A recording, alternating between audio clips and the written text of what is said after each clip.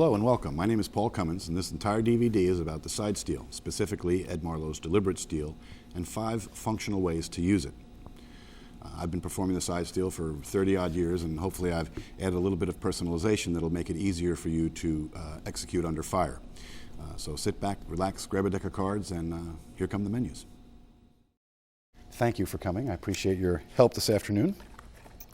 Going to do a couple of card tricks. This is a household deck like you have at home. There's nothing tricky about them. This is the slow way. This is the fast way.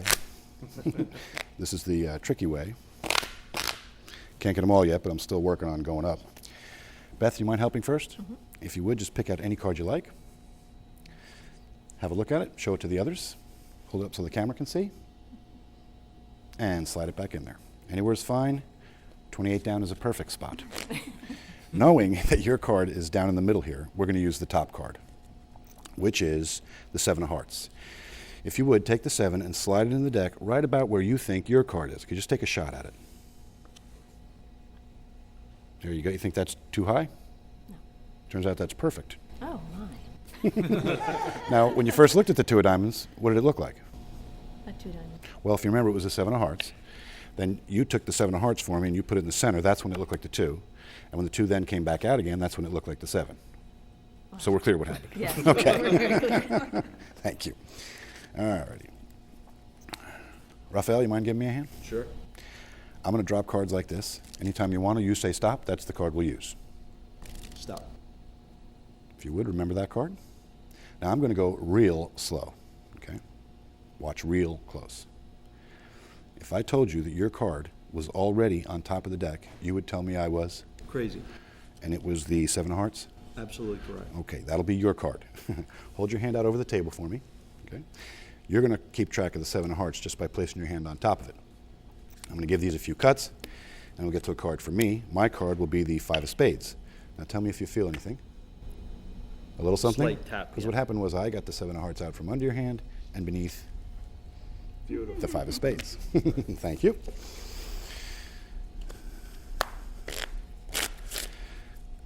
We're at a point in time here then where the deck is shuffled, right? So the cards are all mixed up.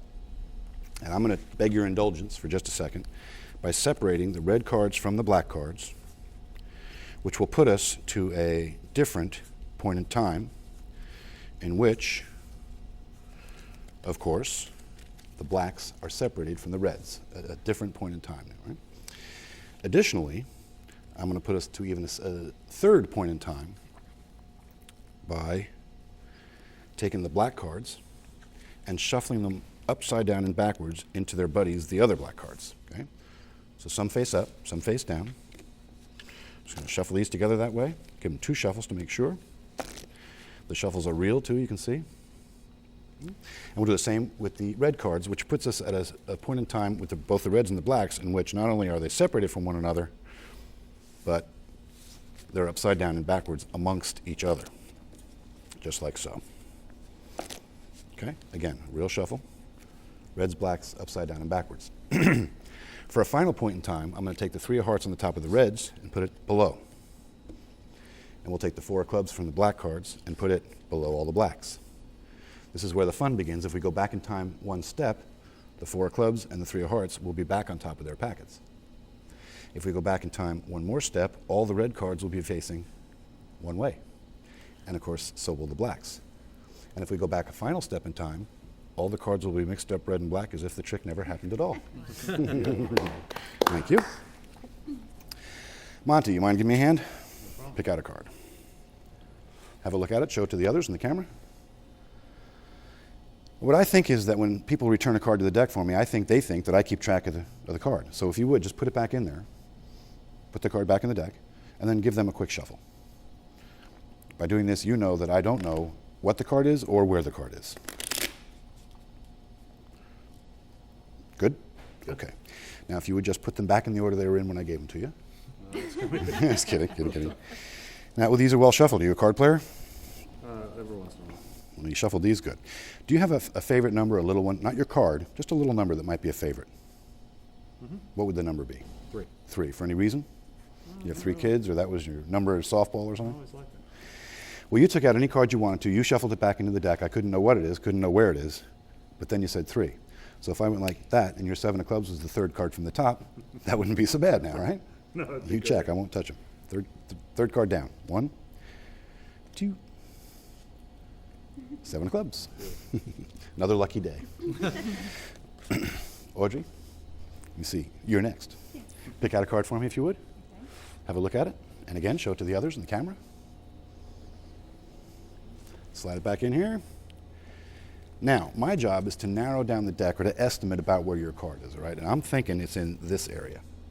So if I take about 40 of the cards off and put half of them underneath, other half on the bottom, that brings me straight to the 3 of hearts. Was your card the 3 of hearts? No. I didn't think so. How about the 4 of spades? No. 0 for 2. 4 of clubs? No. That was last trick. 7 of spades? I might have missed. What was the card? I believe it was a 10. 10 of diamonds? 10 of diamonds. Yeah. 10 of diamonds is the card I keep under the box here. Let me slow this down for you. Let me slow it down. There's 1 10 of diamonds in the deck. You can watch the box or my hands, but don't look up. See, if you look up, it goes again. Let me do this. I'm going to put the box right here where you can't miss a thing. 10 of diamonds, It's middle of the deck. Not under the box yet, obviously. You can still see it. And it's going about a foot. You ready? Yeah. Okay. Did you see the 10 go into the box? No. 'Cause That's because it didn't. Okay. But that would have been a heck of a trick. Yes. And it went, but it went under the box, or into the box, pardon me. Now the hard part is not to get the 10 of diamonds under the box without you seeing me do it. The hard part is to get the whole deck under the box right under your nose without you seeing me do that. Thank you, thank you. All right, we have one more here. Beth, if you would, with your left thumb, which is way at the end of your left arm, just open up the deck, look at one card. Do me a favor, don't riffle them and look at many cards. Just look at one then. See one in there? Mm-hmm. Wow. The reason I have you look at the card that way is because I can't see its front or its back, right? I can tell about how far down it is, but I can't see either side of it. Raphael, if you do the same. Got it? Mm-hmm. Okay. And do you guys mind, pardon me, looking at one together? That's great. If you would. Can you see in there, Audrey? Okay. So these are 3 cards that you've looked at that I could not possibly know what the cards were. What I want you to do is say the name of the card in your head a few times, but don't move your lips. Like you're thinking of the 8 of diamonds, you guys are thinking of the 8 of spades, and you had the 3 of clubs. You guys are easy. Thank you for joining me. I appreciate it. Great. Beth, you mind helping first? If you would, just pick out any card you like.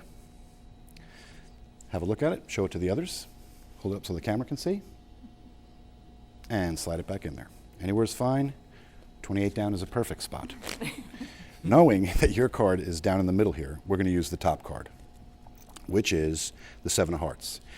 If you would, take the 7 and slide it in the deck right about where you think your card is. Could you just take a shot at it? There you go. You think that's too high? No. Turns out that's perfect. Oh, my. Now, when you first looked at the 2 of diamonds, what did it look like? A 2 diamond. Well, if you remember, it was a 7 of hearts. Then you took the 7 of hearts for me and you put it in the center. That's when it looked like the 2. And when the 2 then came back out again, that's when it looked like the 7. So we're clear what happened. Yes. Okay. Thank you. All right. Raphael, you mind giving me a hand? Sure. I'm going to drop cards like this. Anytime you want to, you say stop. That's the card we'll use. Stop. If you would, remember that card. Now I'm going to go real slow. Okay? Watch real close. If I told you that your card was already on top of the deck, you would tell me I was? Crazy. And it was the 7 of hearts? Absolutely correct. Okay, that'll be your card. Hold your hand out over the table for me. Okay? You're going to keep track of the 7 of hearts just by placing your hand on top of it. I'm going to give these a few cuts, and we'll get to a card for me. My card will be the 5 of spades. Now tell me if you feel anything. A little something? Slight tap, Because yeah. what happened was I got the 7 of hearts out from under your hand and beneath Beautiful. the 5 of spades. Thank you.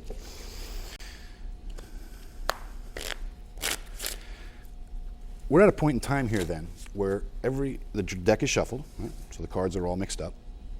And I'm going to beg your indulgence for just a second by separating the red cards from the black cards, which will put us to a different point in time in which, of course, the blacks are separated from the reds, a different point in time. Right?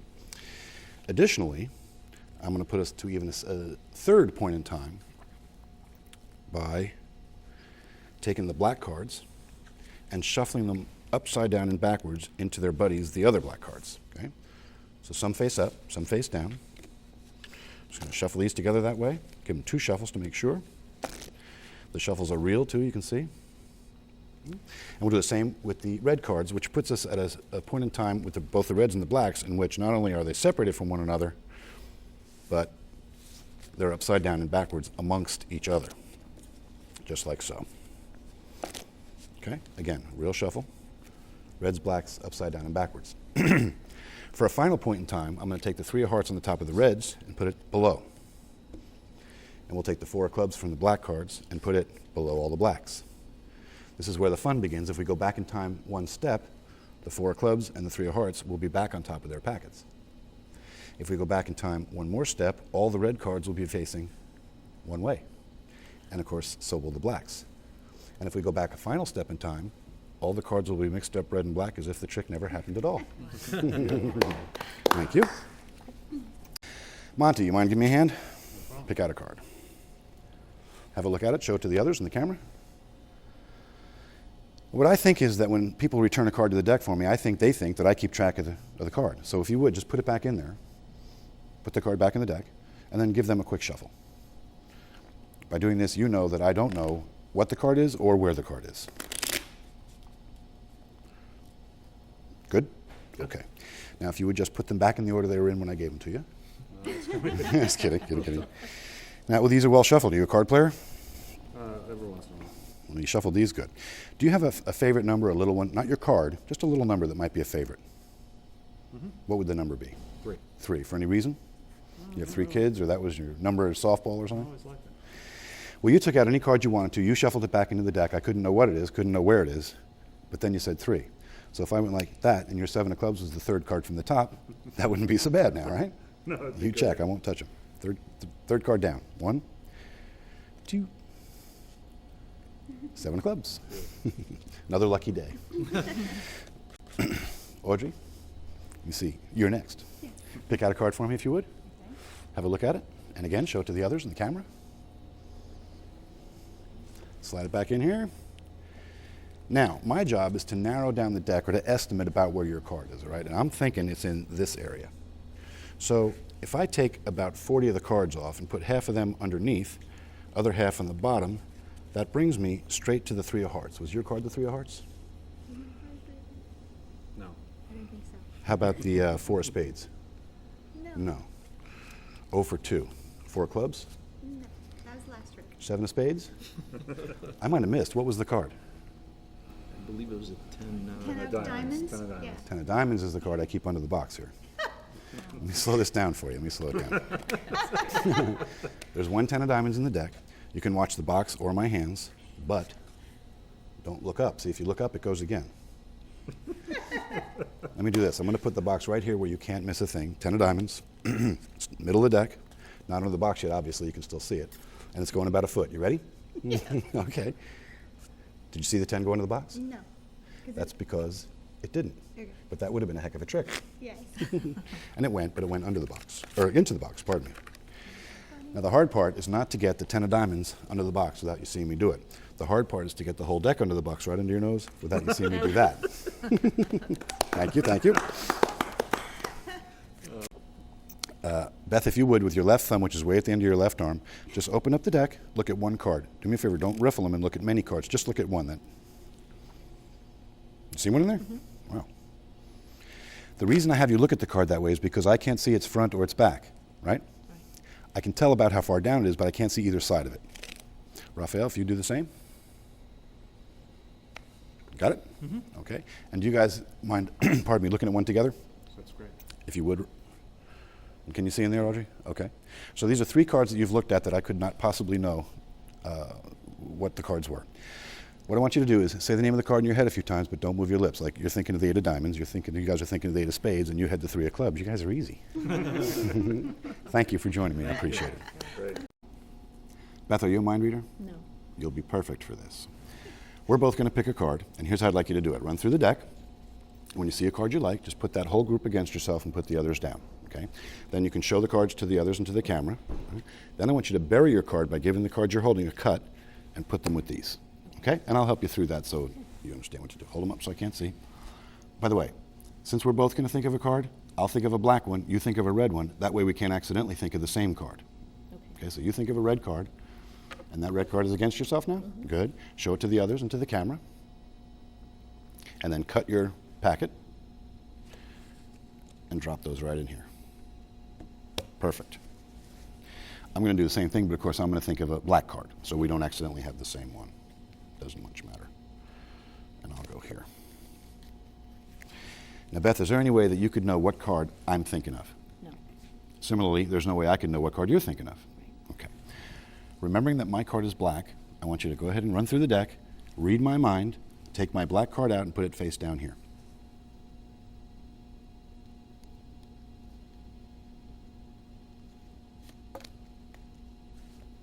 That was fast. Now I'm going to try and find your red card. I need you to concentrate. You're tough.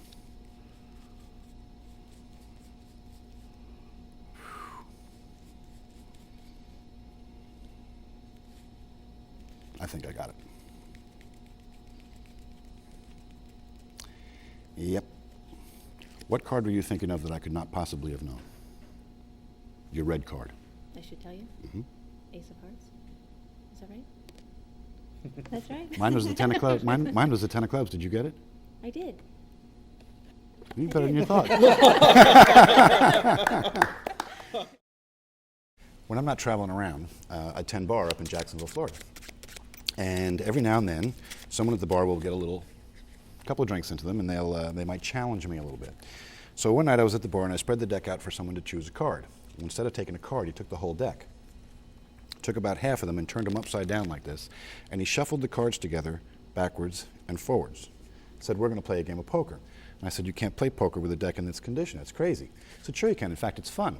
If you get more of the face-down cards in your hand, you're lucky because no one can see what you're holding. If you get more of the face-up cards, you're unlucky because they can see more of your hand. So he gives me the deck in this condition of upside down and backwards cards, as you can see. He says it's a four-handed game.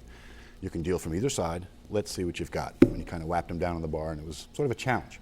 So I said, all right, let's see. It doesn't matter which side I deal from, but can I make one adjustment? And he said, sure, all right. So this was the adjustment I made. Now when I dealt out the first round, as it happened, I was the only guy that got a face-down card. And on subsequent deals, no one seemed to be getting face-down cards except the dealer, which was, of course, me.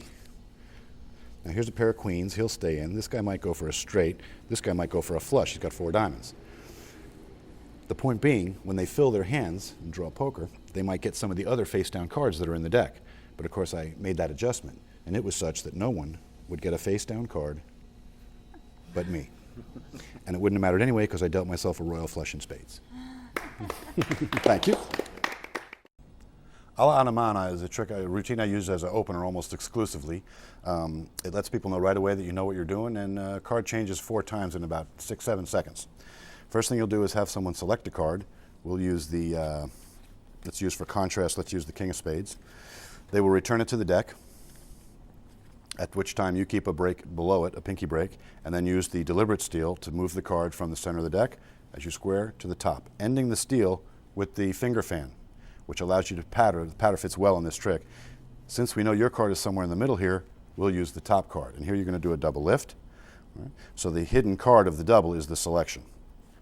And you say, I'd like you to take the Jack of Diamonds, slide it into the deck about where you think your card is, just take a shot at it. And it's important to say, just take a shot at it, or people won't think they can do that, and the rhythm of the trick will go off. Whereas if you say, just take a shot at it, no one minds. They're like, sure, well, I'll take a shot at it, just don't put the pressure on me to make sure I put it right next to the card. So it's important to use that little term, take a shot at it. When you hand them the card, you then want to put the deck right up to the corner of the card to minimize the possibility of their flashing the card or accidentally showing it to someone else. If you place the deck right up to the corner of the card, they will just put it right back into the deck for you. If they have a little trouble getting into the deck, move your left hand. The sliding motion allows the card to slide in there a little easier.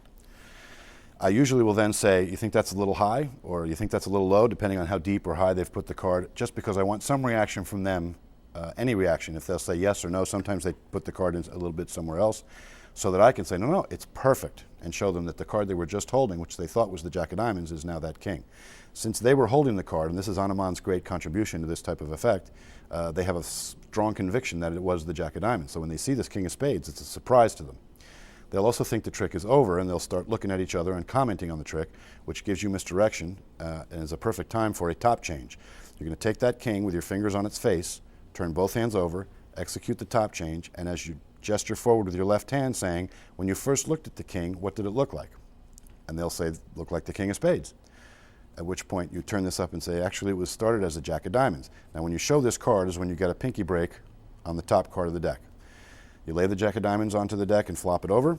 So now I'm in a position to push 2 cards forward by virtue of that break that I had. You push 2 cards over. You say, now you took the king, put it in the middle, and or the jack, put it in the middle, and that's when it looked like the king again. Now if you give the deck a little bit of a convex bend here, you can give that double card a good snap and it won't separate. The final change is affected by the push-in change, meaning I'm going to push the King of Spades into the deck and remove the Jack of Diamonds from the outer end of the deck. But what you don't want to ever have is an inward motion of the top card when you're doing a push-in change. Right? So you want to lay your left thumb against the side of the deck and against the side of the double card. Bring your right hand over, and I use my second finger just to push the King of Spades here into the deck a little bit. Also my right thumb is drawing the jack forward. Okay? So it's all forward moving on the top. Now once you start drawing that jack out, you use your left forefinger under the deck to continue pushing the King of Spades into the deck, so it's buried. So both things happen at once. You take the jack out, as you're saying, and then you took it out of the deck and it looked more like a jack. So the person has, I lost the king, but we used 2 different cards. You give someone a 6, they put it into the deck, it changes into the jack. You do the top change, you say, what did the jack look like when you first saw it? They say jack. You say, no, it actually looked like a 6. Now you put the double in and say, then you put the 6 into the deck, that's when it looked like the jack. And when we took the jack back out, that's when it looked like a 6 again. So those are the 4 changes you have happening in a couple of very quick seconds that, again, tell your audience that you know what you're doing. It's called a la Hanuman. Bar none is a transposition effect that I use mostly at the bar, but sometimes at trade shows and certainly in social occasions. You'll need a duplicate card. Okay? So I don't do this as much as I'd like to, but when I do have 2 decks around, I usually switch one card for the other in a deck, and that way both decks have a duplicate. In this case, we'll use the 5 of spades. The duplicates start on top of the deck, and what's important in transposition effects is that prior to the transposition taking place, the spectators need to be absolutely certain about which object, in this case the cards, which card was in which place prior to the transposition, or they'll get confused about whether they transposed or not. And I think the way this routine is constructed addresses that very well. So first you're going to do a littler trick, sort of a quicker trick. It's a quick, ambitious card where you riffle or dribble cards until your person stops you. We'll use the Jack of Diamonds here. And I say I'm going to go very slowly, so watch very closely. I start putting this down, I make sure they see it's the Jack of Diamonds still, and finally when the top half hits the bottom, I keep a break below the Jack of Diamonds with my pinky, and I push the top card over, saying, if I told you your card was already on top, you'd tell me I was, and you wait. It takes 2 seconds, and someone will say, they'll tell you you're crazy. Here, now I've angled out the card, and I'm going to remove it using Bill Simon's second to the top control. I look and I name the card. Now that I've seen it, I can say it's the Jack of Diamonds, yes?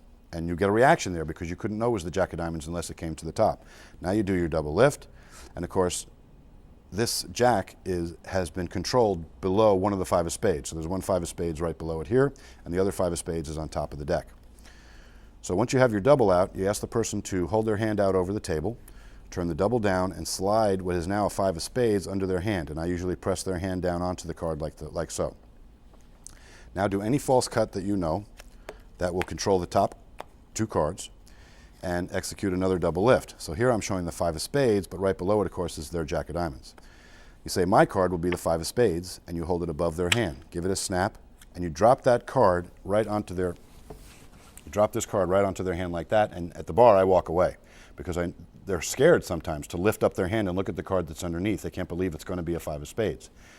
Additionally, I want to get rid of this 5 of spades, so at the bar, or not straight, but at the bar, I'll palm this card, drop the deck, walk away, and put both hands in my pockets, ditching the 5. At a trade show, I just leave it on top of the deck because no one's going to kind of come after me at a trade show.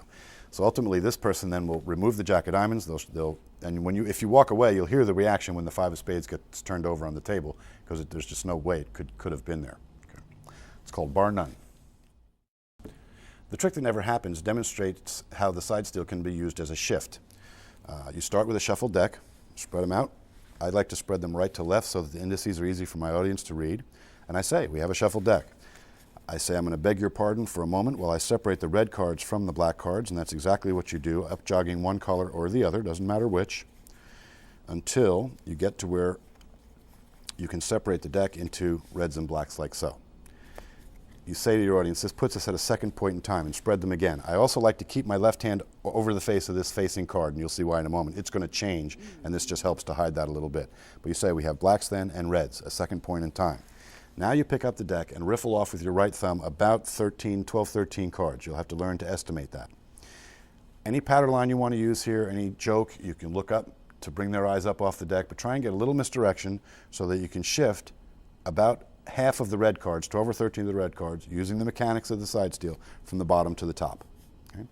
Finally, you pick these up, and as if you're splitting for a faro shuffle to get right in the middle, and you pretend you have to move a card back and forth or so, now you're apparently splitting the reds from the blacks. The actual situation is that you have half reds and blacks in both packets.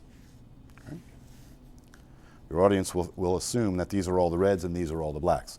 And in fact, you say, we'll start with the blacks, and you spread off up about 10 of them. Don't go too far, obviously, or you'll get into the reds. Put the cards in front of yourself for a tabled riffle shuffle, and you're going to riffle up until you see a black card go by, and you count that as 1, 2, and 3. You let 3 black cards go, and this is where you split the deck. Turn the left-hand section over, spread both packets. What's going to happen here is you're going to show every single black card that's in this half of the deck. You exploit every single black card. Here I've shown this whole spread of blacks. When you square these up and turn both packets over, there are 3 black cards on top of this packet. You're going to zero shuffle under 2 of them, and they spread as you zero shuffle.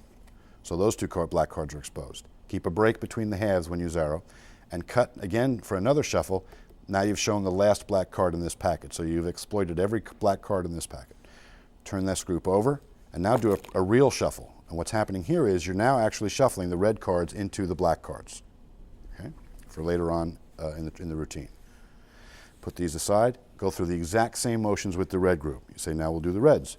Take about half of them. Now I'm letting 3 red cards go by before I split for the shuffle. Turn the left-hand group over, spread, so I've exploited these cards. Turn both groups over, zero shuffle under 2 cards, so those 2 cards are exploited. Keep a break between the halves during the zero. Undercut to your left, turn the left-hand portion over. Now you've also exploited this red card, and do a real shuffle, really shuffling the 2 packets together. I should mention that when you do this real shuffle at the end, you want to leave the 2 reds and the 2 blacks on top of their packets. Okay? So this puts you at yet another point in time where the reds are all upside down and backwards. By the way, you can turn these over. There will always be a red card here. And the blacks are upside down and backwards. Okay? Say, finally, we're going to take the 7 of diamonds here. Just do this double lift and place the indifferent red card to the table covered by the apparent red packet. Same thing with the black packet. You take the apparent, or you take the queen of double card, turn it over, put the apparent queen of spades down and cover it, and you say, now is when the fun begins. If we go back in time 1 step, the queen of spades and the 7 of diamonds will be back on top of their packets. If we go back in time another step, all the reds will be facing one way, as will all the blacks.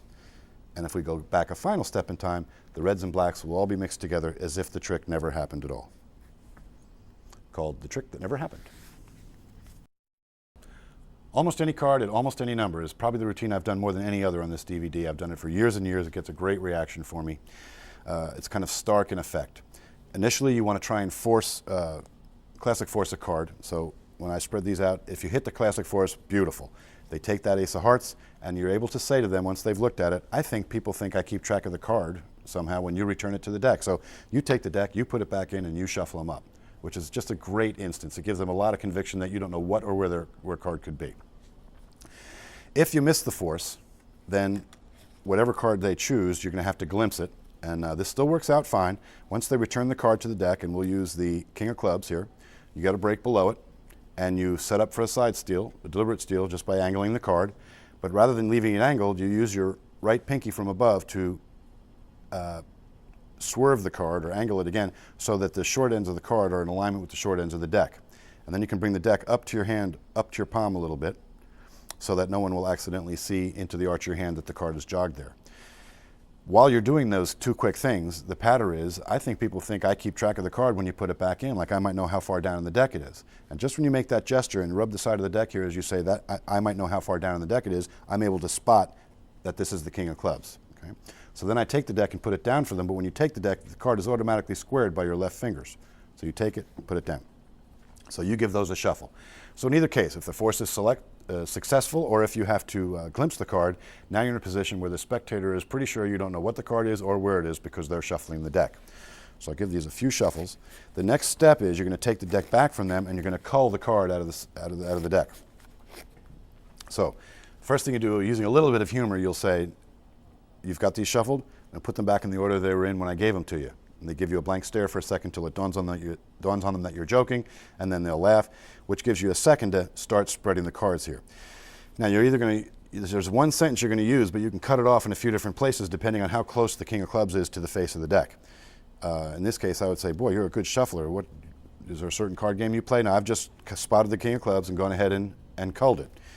If the king comes up early in the spread, you don't have to say as much of your sentence, or at least you can cull the card and finish the sentence while you're putting the deck down. If the king comes late in the deck like this, you'll have to say more. You'll have to extend that sentence till you can get it culled and then place the deck down. But in either case now, they don't think you know what the card is or where it is, but of course you do know what it is and it's on top of the deck. So you ask them for a small number. You have a favorite number that's a little one, not your card. Make sure you tell them not your card so they don't accidentally blurt out the name of the card. Just a little number. And you want to keep that number below about 8.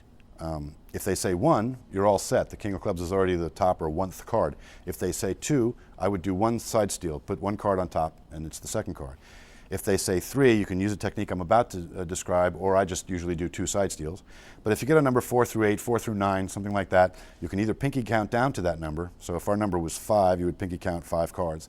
Or another technique from expert card technique to get this count smoothly is this. You use your left middle finger to bevel the deck to the left, and you bring your right hand over the deck and you squeeze the short ends of the deck with your right hand, which causes the cards to buckle like this. Well, when you have your third finger of your left hand on this bevel, you can count those cards as they pop off your second finger, or your third finger. So here's 1, 2, 3, 4, 5. You can get that break very quickly. With the king of clubs, the selection on top, and the break under their named number, now you do the secret slip cut, secret side steal, or side steal as a secret slip cut, to get those 4 cards on top of the king of clubs and put the deck down saying, you picked a card and shuffled it into the deck. I couldn't know what it is or where it is. Correct? And they've got to agree with you. And you say, but then you said 5. So if I snap my finger and your king of clubs is the 5th card from the top, that wouldn't be so bad. Well, that shocks them because they don't know how you knew what their card is, and they're also anticipating that indeed it's going to be 5th, so you get a reaction there. And of course, when they count down, 3, 4, 5, that's where they'll find their king. It's called any card at any number. Just in Case is a card under and into box routine that I use mostly at the bar. I've also used it at trade shows and other occasions. But if you're going to do bar magic, you got to do card under glass. And I was too scared of the glass, so I decided to cover the card with a box. The box should be positioned a little bit angled and just to your right where it's comfortable for your hand to land. You have a card selected.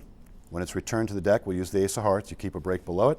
And now you're going to do the side steal into a full palm. So as you square the deck, you use your left pinky to cock the card under your palm, separate your hands, and you're saying, my job is to estimate where your card is. Your right hand goes just behind the box, and your left hand comes forward. At this point, you want to freeze both arms relative to your torso. They're going to move in concert. Never move one and then the other. Always move them the same at this point. Because you drop the card behind the box, grip the box, and move both hands back. Okay? You're only going to move your right hand back far enough to drop the box onto the card. Then you come forward and say, and I'm estimating your card is right around here. So that gives them another place to focus their eyes. Plus your right arm is covering the box. So you do a few things here to make sure that they don't accidentally see the card into the box. The spread, though, usually provides enough misdirection. This is Derek Dingle's idea from the Complete Works of Derek Dingle. It usually provides enough eye candy for them to watch right here. Additionally, when you cover the card, you'd want to cover the card perfectly with the box, but it's never going to be perfect, so I always err towards having the box forward of the card. I don't mind if the card is peeking out on my side, but I would never want it to peek out on the audience side. Okay? So err towards having the box land on the card a little bit forward. Now you pick up the deck and you say, since I think the card is in about that spot, if I take off 40 and add 30, do whatever kind of false cut appeals to you or that's within your repertoire. This is a Herb Zarrow cut from an old Apocalypse magazine. And finally I say, that leads me to the 7 of hearts. Was that your card? As they say, no, that's not my card. I'm palming the card off the back of the deck into my right palm. And I want to do a color change, but I want to do it open-fingered. So rather than palm this card directly into a rear palm, which is a little too much movement, I don't know, you can see the elbow and this musculature moves. Instead, you just palm the card into a full palm from the back of the deck, and then put the short forward edge of the card against your left second finger here and move your right hand forward. Okay? This will allow you to open your fingers, and then you can effect the change with the hand open. Okay, this is your second miss. It's a nice color change, but it's your second miss. Pick up the deck, do a double lift. Was it the ace of clubs? No. A little whirl flourish or something. Was it the 8 of spades? No. So now you've missed 4 times. You say, oh, I must have missed. What was the card? And the minute they name it, you say, oh, that's the card I keep under the box. And you're able then to show them the ace of hearts. Well, when you lift the box, everyone will look here. That's when you get a pinky break below the top card of the deck. And you want to show them that that's the selection. So you put the box on your deck for a second and show them the ace of hearts. When you pick up the box, you also pick up the card that was below the break. So you're loading a dummy card under the box. They'll think the trick is over, which, by the way, provides misdirection for that, not that you really need it. And you say, look, let me slow this down for you. There's 1 ace of hearts in the deck. You can watch the box or my hands. Here you're going to square the card and immediately do a side steal. Okay? So you can watch the box or my hands, but, and you wait. And when they look up at you, say, don't look up.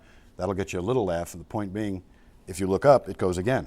Now you can show them that the card arrived again. This, of course, is the dummy card. The actual ace of hearts is here on top of the deck. So I need to put the dummy card onto the deck and do a double lift. It requires a little choreography. I can't just put it there and do a double. So when I lift the box, show them the card, I get a break here. That's the misdirection. Put the box down, lift up the card, and then as an afterthought say, here, I'll put the box right close to you where you can't miss a thing. Now I'm prepared to do my double lift. I can go back to the deck and it makes sense. It's a little motivated because I had to move the box closer to them to make it easier. So you do the double lift and show them their card, the ace of hearts. Slide this card. Now this, of course, by virtue of the double lift, is not the ace of hearts. Into the center of the deck. You say, it's not under the box yet, obviously, you can see it. It's going about a foot, are you ready? They'll say yes. In fact, a lot of times they'll put their chin on the table and say, yeah, I'm watching close. Push this in. Did you see the card go? They'll say no. You pick up the box and you say, it's because it didn't, but that would have been a heck of a trick. And this is, you get a laugh there, and I usually lean forward a little bit, sort of indicating that the trick is over. They laugh and look at each other. I top palm the actual selection, the ace of hearts. Table the deck face up, pick up the box, and now I'm going to load the card onto the box. This is the Marlowe Matt Shoeline card to box load. Load it by turning the box over and grabbing the card as it comes out of your palm, right? So you're like this. Now you flip the box open, put your thumb into the box, and pull the card out below the box. If you do this at some speed, it looks just like it came out of the box, okay? This will get you another strong reaction, and certainly this is not under the box, it's in the box, so they'll think this is the climactic moment of the trick. They'll look at each other and that serves to misdirect for you. Take the box from above in your right hand, pick up the deck and place it under the box. You also have to pull down 1 card, 1 or 2, doesn't matter. And you place the box aside with the deck below it, and then pick up the selection and bring their eyes up. John Bannon called this vertical misdirection.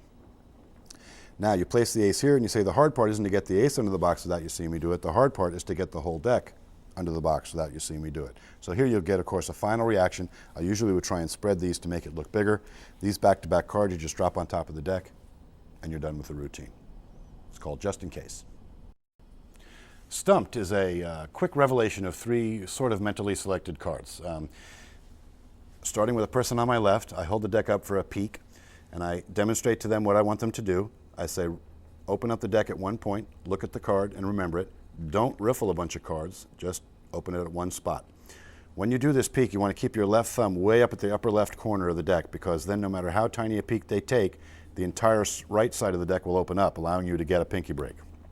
If you hold your thumb anywhere else, the whole side of the deck may not open up, but if you hold it way up at the upper left corner, you'll be good. So the first person peeks at a card, and you obtain a break below it. And the patter is, the introductory patter here is, I couldn't see the front or the back of your card. The card is facing you and it has a bunch of cards on top of it. So even if the cards were marked, it wouldn't help me to determine what your card was. While you're saying that, you set up for a peek. You angle the card out like as if you were going to do a deliberate steal. Straighten it so its short ends are aligned with the short end of the deck. and you say, I may know about how far down it is, but I couldn't see its front or its back. And when you make this motion of I don't know how far down it is, you're able to peek that it's the 5 of hearts in this case. Okay. Then when you take the deck back into your left hand, that automatically squares the jogged card, and you can give these a little dribble. So there's clearly no control. So the only thing I know so far is that the first gentleman's card is the 5 of hearts. The second person uses their thumb to peek at a card. Okay? And this card you immediately side steal to the top. If you don't want to side steal from a squared deck, you can pick up at the break and dribble those cards, and then under the guise of squaring the deck, go ahead and perform the side steal. Okay? So now I know the first guy's card is the 5 of hearts. I know the second person's card is on top, but I don't know what it is yet. The third person to my right, they peek at a card, and I immediately drop my hand to the table or to my side and say, so these are 3 cards that you've chosen, and I couldn't have seen the front or the back of the card. And they have to agree. While they're agreeing, I set up for the peek again. I just get this card angled out and then straighten it. And I bring my hand up to my ear and say, I want you to say the name of your cards in your heads a few times, but don't move your lips. And the whole purpose for getting your hand up here is so that when you point to that first person on your left and tell them their card was the 5 of hearts, you can spot the next person's card. Okay? This person happened to also look at the 5 of hearts, which is fine. So you chose the 5 of hearts. Now you put the deck into your left hand face up. You point to your third spectator whose card you just peeked and say yours is 5 of hearts. And as you put the deck down, you peek the top card using a little bubble peek. You press with your forefinger against the non-index corner of this back card. That index corner becomes visible to you as you turn the deck over to put them down. So I saw a 7 of hearts. So I would have said, you chose a 5 of hearts, you had a 5 of hearts, and you had a 7 of hearts. You guys are easy. Okay? It's called stumped. Ed Marlowe's deliberate side steal is a wonderful move used to get a selected card from the middle of the deck to the top. I've used it for years. I've honed it and personalized it a little bit from his write-up in Revolutionary Card Technique. And I'm going to explain not only the move to you, but hopefully some ways to overcome pitfalls that will occur as you learn the move. You always want to start with a pinky break below the selected card. And you may have it chosen from a spread and returned. You might have it peeked. You might dribble. You might riffle your thumb. In any case, we'll use the 2 of diamonds for the first time here. The idea being that the deck is then squared and the card goes from the middle to the top. That's the Marlowe's deliberate steal. Now, the 2 of diamonds will have a break below it. The first thing you want to do when you bring your right hand over the deck is grip the top half of the deck with your right hand and apply some pressure towards your left, against your left thumb, which will lie along the left side of the deck. Okay? The reason for this is to prevent you from moving the top half over in order to kick the card out. This is something you don't want to see. If a little of that happens, you can roll your thumb over it like this. That will cover a little of that, but really what you want to do is get your pinky into the break and kick the card out at an angle. The literature will tell you to push it to the right. What you really want to do is push up towards your right shoulder. The reason being that as the card comes out and up against the top half, it will prevent other cards from coming out this way. Okay? I'll show you how to overcome that in a minute. That's one of the pitfalls we'll overcome. But for now, you get the card angled. And once it's angled, you'll be able to feel it with your right pinky from above at the outer right corner and with your right thumb at the inner left corner at the short side of the deck here. Okay. You square the long sides of the deck, pick up the deck in your right hand, square the long sides. Your left fingers really don't do much squaring. They're just riding along the bottom half here. Okay.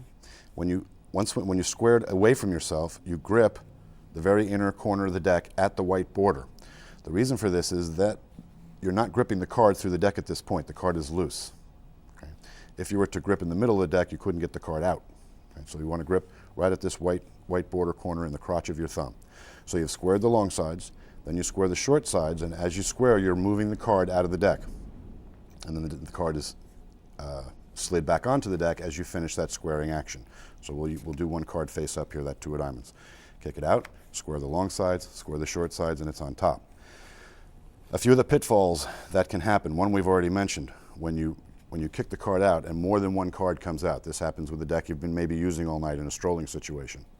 The way you correct this situation is to use your left pinky against the face of the selection and just bring it down until you feel the edge of the card, and you can square the cards above the selection into the deck using the short end of the selection as a guide right here. Okay?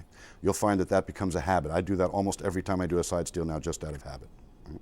So now I've gone past that pitfall. I don't have that issue. It's not an issue to me any longer. Square the long sides. When you square the short sides and pull the card out of the deck, if this should happen to you, right, or a couple of cards come with it, what's happening there, the reason that happens is because your left thumb is applying pressure somewhere other than this inner corner at the white border. If I'm holding the card through the deck like this, even with my right hand above it, when I can't get the card out, so I release pressure with my left hand, and the other cards, because of friction, come with the selection as it moves. So instead, make sure you're gripping right at this edge. As you get a little better at it, you can do it more towards the center of the deck, so this card is loose, right? And then there's no friction against the other, so no cards will travel with it. Okay. Once the card is all the way out, you want to try and keep your forefinger, and if you can, your second finger against the deck. You don't want to separate the two hands. Actually, I should also mention that both hands move. If you only move your left hand, or you only move your right hand, you're not going to look as good, and your hands have to travel too far. If you move both hands, each hand only has to travel half the width of a card, so there's less movement. Plus, when you square, you'll move both hands. Once the card is all the way out, another pitfall is that when you go to put it back onto the deck, it'll hit the side of the deck and fall to the table. Additionally, right over your left shoulder is your worst angle, so if I can try and show you that angle, you'll be able to see this card go from the middle to the top. Okay? A little trick you can use to avoid the pitfall and also cover the bad angle is this. When the card has come out of the deck, as you look down on it, it'll be the long right side. You dip that side down and come back up under the card. Well, this avoids the pitfall because now the card has no place to go but onto the deck. And I'll show you this without the dip first. This is the card going onto the deck. You can see it if you're looking over my left shoulder, but if I use that dip, it helps to cover that bad angle. Okay? Once you've gotten the card back to the top, you want to do a little something with the deck, and I'll put a card face up here so you can see the king of diamonds, which is happening each time.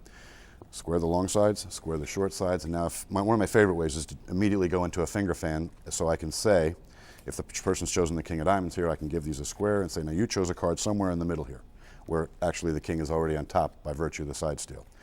You can also turn the deck end for end, is a way I'll do it. Normally when I'm doing multiple selection or a lot of side steals right in a row, I'll turn the deck end for end quickly and then go to my next person. And finally, if someone stops here at the six of diamonds, square the long ends, long sides and then the short sides, and just as this card hits the top of the deck, I separate my hands and put the deck down and say, I'm going to do anything, and then talk for a few minutes before proceeding with the trick at hand. So, quick overview, quick run through again. Someone selects a card in some manner that allows you to get a break below it. We'll use the five of spades. The deck is squared.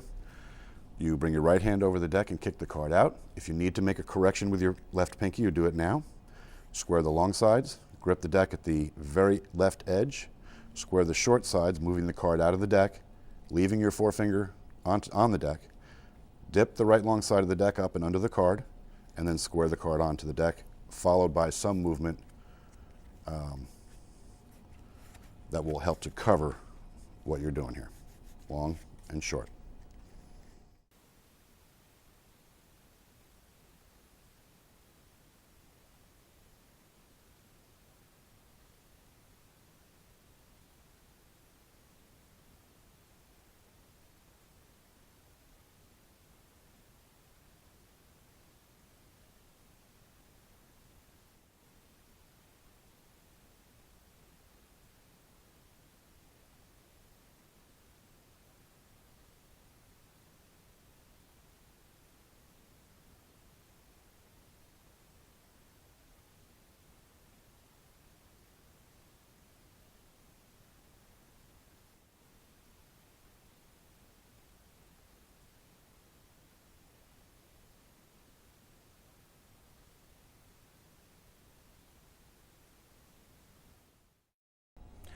Years ago, Bill Simon published a wonderful book called Effective Card Magic, in which he introduced the idea of using the top card of the deck as a cover for the side steal. So if we apply Ed Marlowe's deliberate steal, along with Mr. Simon's great idea and some of the tips and tricks that I showed you when we discussed the deliberate side steal, you get a pretty effective way to control a card second from the top.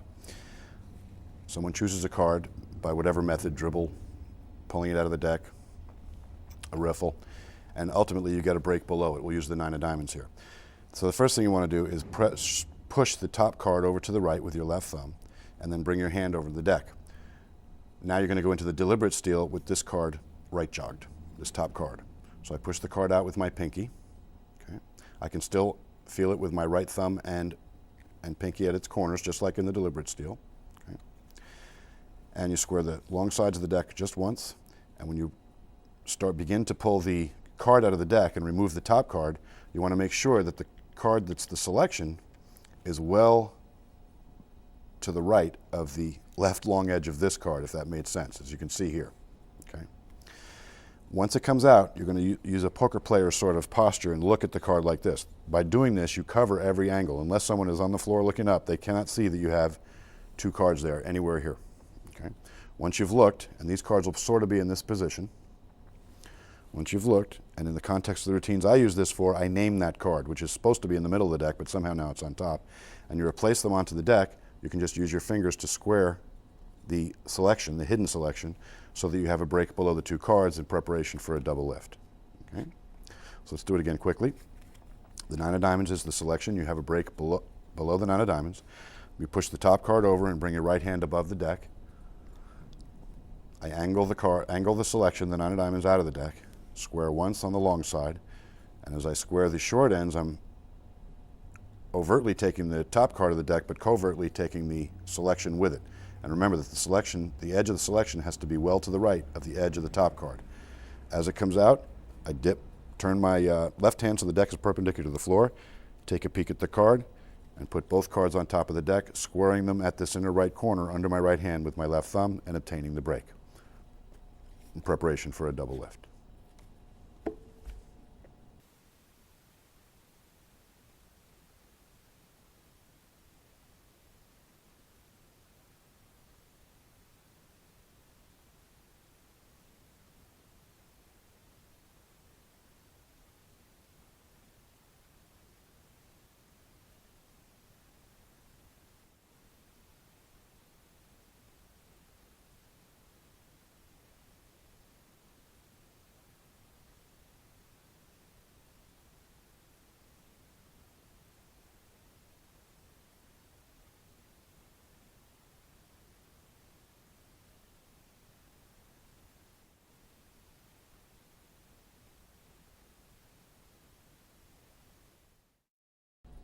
The deliberate steal can also be used as a shift or pass to move cards from the bottom to the top of the deck. You normally only want to move a block. You don't want to move a good half deck. Maybe 15, 18 cards or anything below that is a good amount. You obtain a break above the block that you want to move from the bottom to the top. Okay. Bring your right hand over the deck, and you're going to angle that whole block into side steal position using your left pinky at the bottom short edge of the block. Angle it over this way, over to your right, so that the block now is held between your right pinky and your right thumb, just as a single card would be on the center of the deck on a regular deliberate steal. Once it's angled, if you need to, you can rest for a moment and talk. This will just sit just like this for you. But ultimately, you bring your hands together, square the long sides of the deck. When you square the short sides, the block comes right out and up to the top. From underneath, that's going to look like this. Square the long sides, pull the block out, do the dip, square the short sides, and the block goes back to the top. So we'll do one or two of these. You can see how it looks. Square the long sides, square the short sides. Okay. We'll turn a card over here, the ace of diamonds, on top of a group of about 13 or 14 cards. First we set it, then you square the short sides, then the long sides. And you've moved that whole block from bottom to top.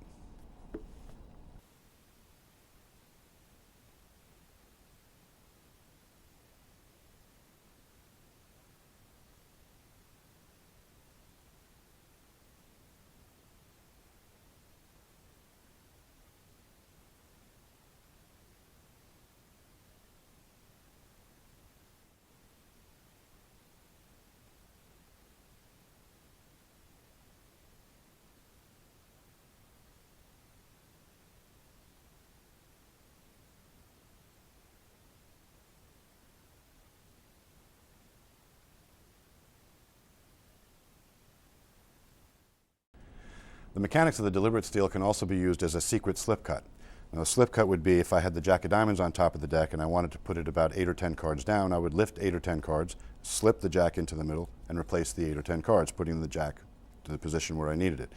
You can use the side steal mechanics to do that secretly.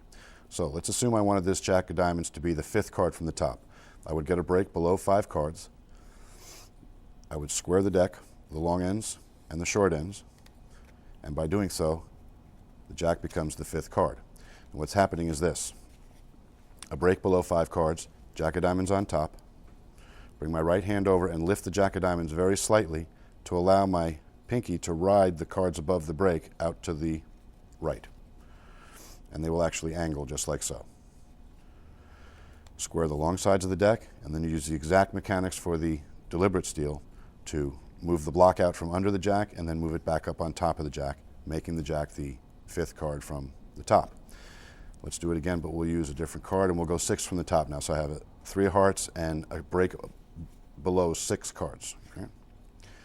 I'm going to ride the cards, the block out, square the long ends of the deck, square the short ends of the deck, and in the process, your 3 of hearts becomes the 6th card down.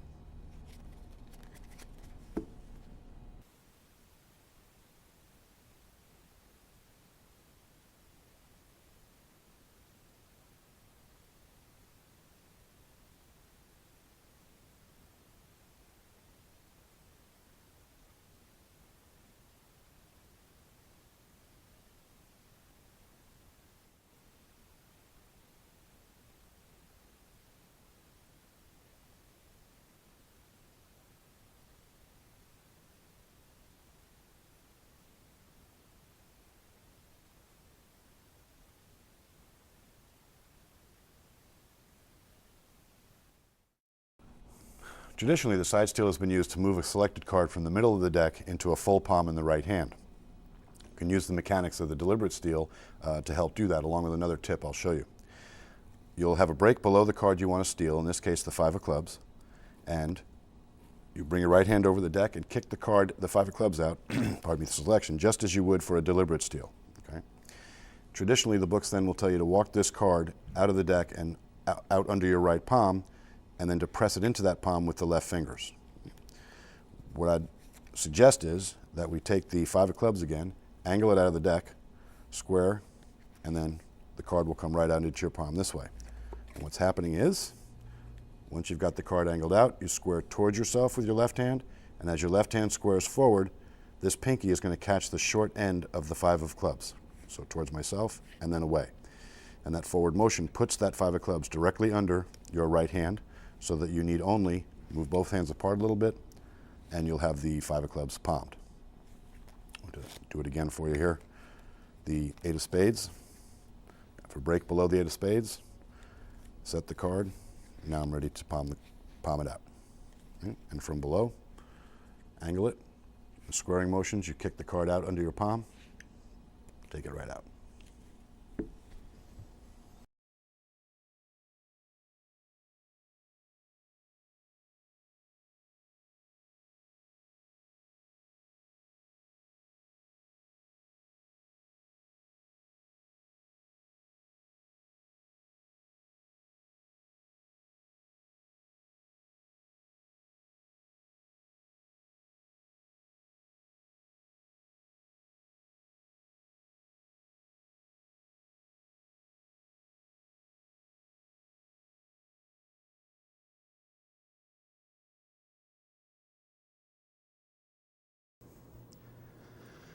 Hello and welcome. I'm Paul Cummins.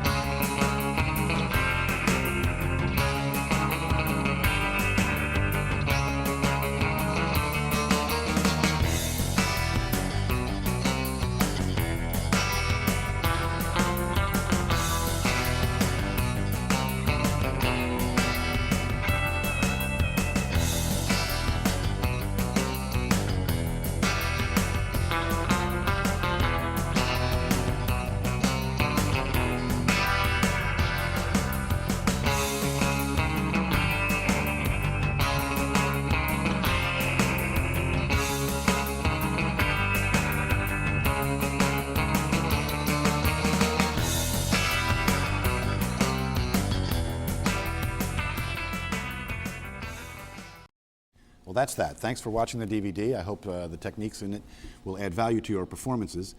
I also did not explain some of the sleights that are more standard as I was explaining the routines, but you'll find references to those sleights in the credits that are coming up. Thanks again.